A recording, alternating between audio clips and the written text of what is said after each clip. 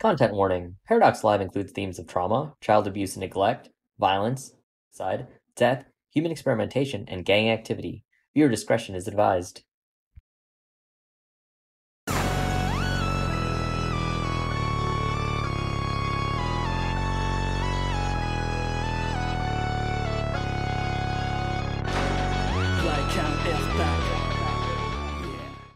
Hey there, heads, welcome back. I'm so sorry it's been a while, but my brain chemicals are now brain chemicaling again, and my creative drive is coming back, bit by bit. I hope that you've been doing well and that your brain chemicals are also balanced. May the new anthem songs bring you fresh waves of dopamine in these trying times.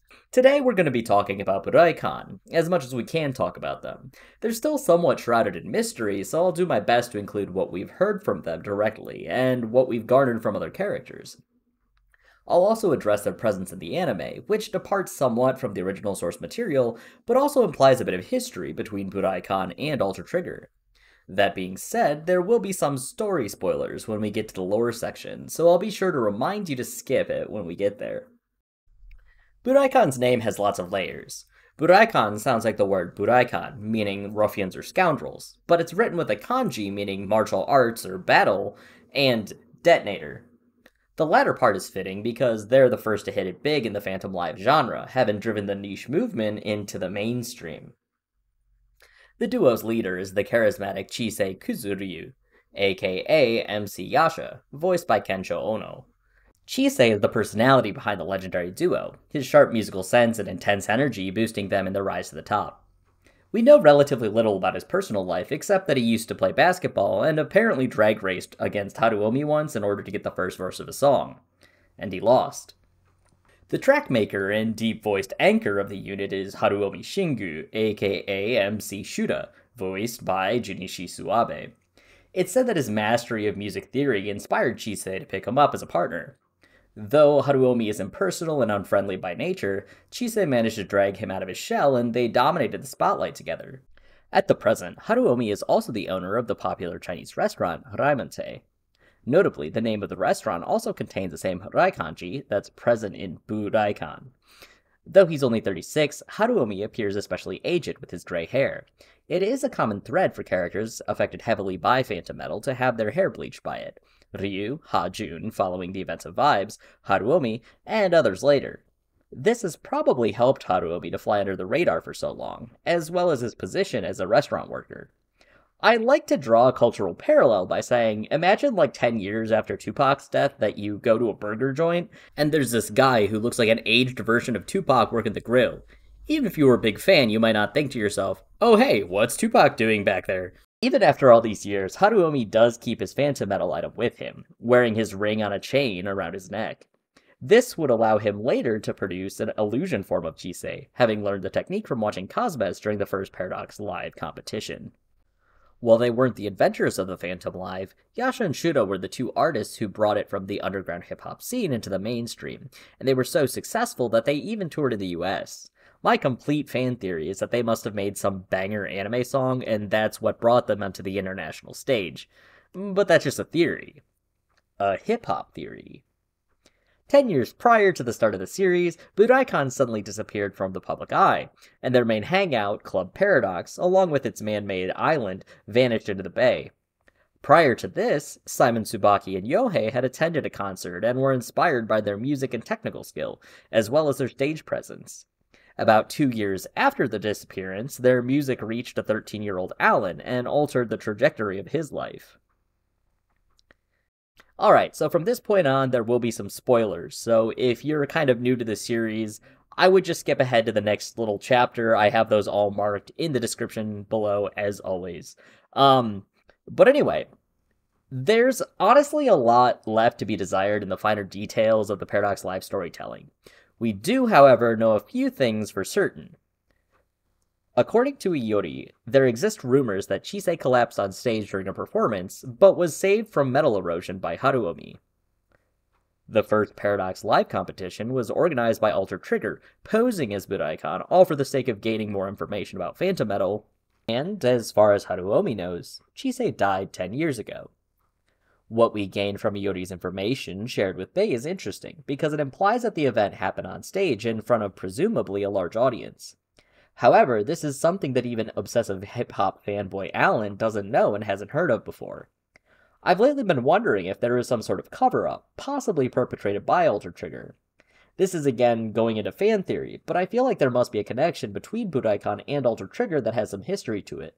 After all, it was Haruomi who leaked information about Ultra Trigger, leading to the public outcry and the corporation being forced to disband and relinquish their human test subjects to be reintegrated into society, Nayuta included. In the Paradox Live Road to Legend, Haruomi has seized control of the competition and is determined to pass on the Phantom Live legacy and club to the next generation of performers in the genre. Chisei is only present in the form of an illusion, and it seems Haruomi also uses his phantom metal to alter his own appearance. This certainly calls into question the strain it must take on Haruomi to produce not only an illusion form of his former partner, but also their respective stage illusions. It also suggests, beyond the highly personal imagery artists typically produce, there are other things that can be created. It really does make you wonder what the limits of phantom metal are. I did appreciate the more active role Haruomi played throughout the course of the anime, rather than just showing up at the end like in the albums. But that's about all the positive things I can say about Buraikan's appearance in the anime. There were a lot of strange choices made, and the anime's choice to have Ultra Trigger make phantom metal clones of peak career Buraikan was definitely one of them. Plus, their motives were not very well explained. I guess fans could assume that their choice to do so was inspired by the elite resonance that the duo exhibited with phantom metal, but that's the best I can come up with. I am intrigued by the researchers' familiarity with Haruomi and their implied past interactions, but the dude didn't even have a name and was completely irrelevant in the long run. At least Every Day Every Night is fire, because Buraikan deserved to win after all the weirdness of that anime. As of now, we don't know much about how they formed their group, but we do know that Chisei was the one who reached out to Haruomi, saying that he would make him the happiest person in the world. Man, between Buraikan's Chisei and Haruomi and the Cat's Whiskers' Simon and Yohei. Fellas, is it gay to propose to your homie to convince him to make music with you?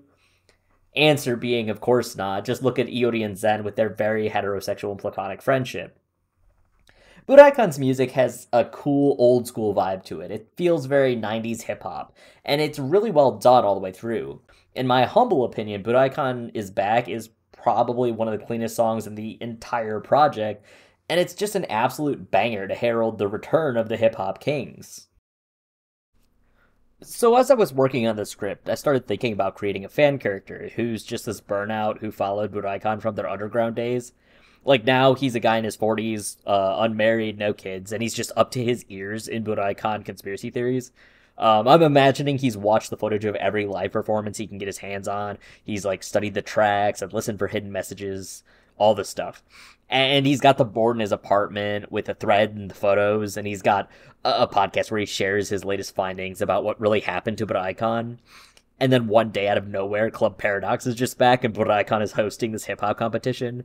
Meanwhile, everyone's just convinced he's this old stoner whose brain got scrambled from experimenting too much in his youth. And so they all just completely disregard his crackpot theories, like, Ultra Trigger covered up Yasha's death, and they took his body to a secret research facility to find out what made him so good at using phantom metal.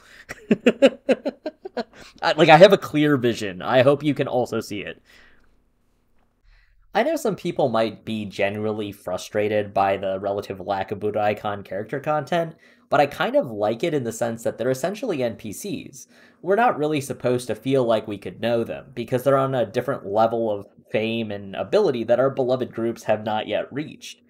I also think that the mystery around them and the phantom metal is one of the more interesting elements of the series that keeps getting shelved because the groups that have connections to Ultra Trigger and human experiments, like the Cat's Whiskers, Akan Yatsura, and Inmate, haven't won, allowing those story elements to be expanded upon. So here's hoping we'll get some new teams winning in whatever future there is in this project, because I really want to know.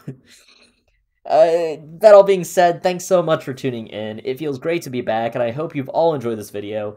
If you've liked it, please do all of the YouTube things. Like, comment, subscribe, hit the bell, follow me on social media, or AO3. I'll be back next time to introduce Visti, the super endearing but total loser idol unit that seems to have completely gotten lost in the Paradox Live universe. Until then, take care, heads.